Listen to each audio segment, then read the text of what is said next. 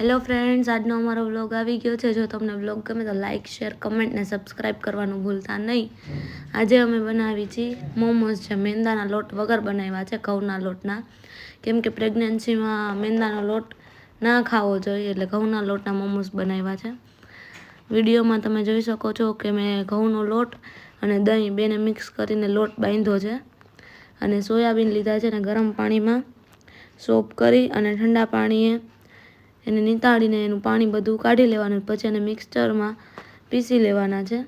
હવે કોબી છે, ગાજર, તે બધી વસ્તુને આપણે મિક્સ કરી એમાં મીઠું નાખી અને ઢાંકીને થોડીક વાર રાખી દઈશું, જેથી તેનું પાણી બધું નીતળી જાય અને આપણી શાકભાજી છે એ કોરી થઈ જાય।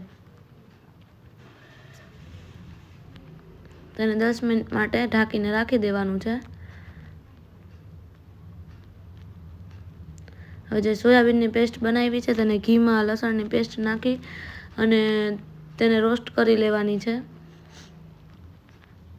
2 થી 3 મિનિટ આવી રીતે રોસ્ટ કરવાની છે, જેનાથી સોયાબીન પાકી જાય અને સોયાબીનનો કાચો સ્વાદ ના આવે। હવે જે આપણે 10 મિનિટ ઢાંક્યા હતા એનું પાણી કાઢી લેવાનું છે બધું નીતારીને।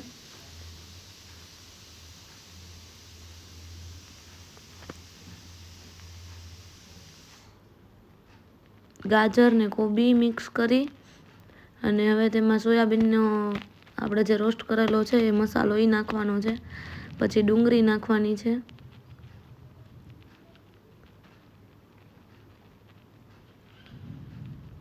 કોથમરી નાખવાની છે, અને હવે રેડ ચીલી પેસ્ટ અને સોયા સોસ નાખી દેવાનો છે એમાં ભેગો જ।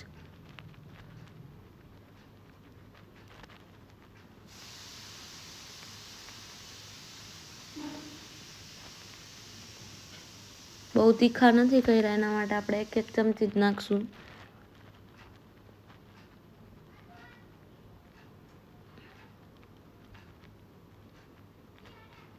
તો આ બધું મિક્સ કરી લેવાનું છે। આપણી ફિલિંગ્સ રેડી છે।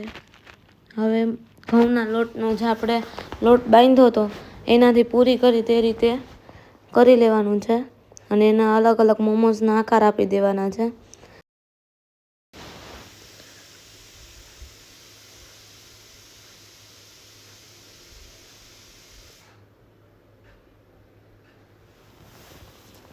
મસાલો આપણે એની અંદર ભરી દેશું અને એના અલગ અલગ આપણે આકાર આપી દેશું।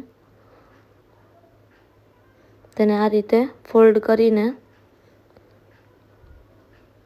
જો લોટ થોડોક જાડો રાખવાનો છે, જેથી આપણે જે ફિલિંગ્સ ભરી છે એ બહાર ના નીકળે ને તૂટી ના જાય।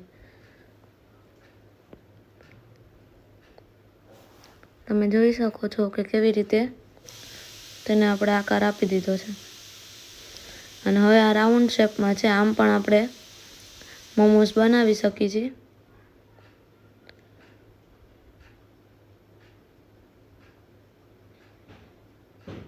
હવે તેને સ્ટીમરની જારીમાં બધા મૂકી દેવાના છે, અને સ્ટીમરને આપણે પાણી ગરમ કરવા મૂકી દીધું છે।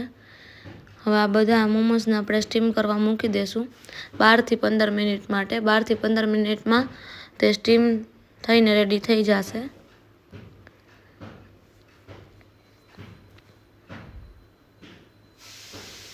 આપણે સ્ટીમરમાં મૂકી દીધા છે। 12 થી 15 મિનિટમાં મોમોઝ રેડી થઈ ગયા છે અને મોમોઝ બની ગયા છે। જો તમને અમારો વ્લોગ ગમ્યો હોય તો લાઇક, શેર ને કમેન્ટ કરવાનું ભૂલતા નહીં। તમે પણ ઘરે ટ્રાય કરજો, બહુ મસ્ત મોમોઝ બને છે। Bye bye.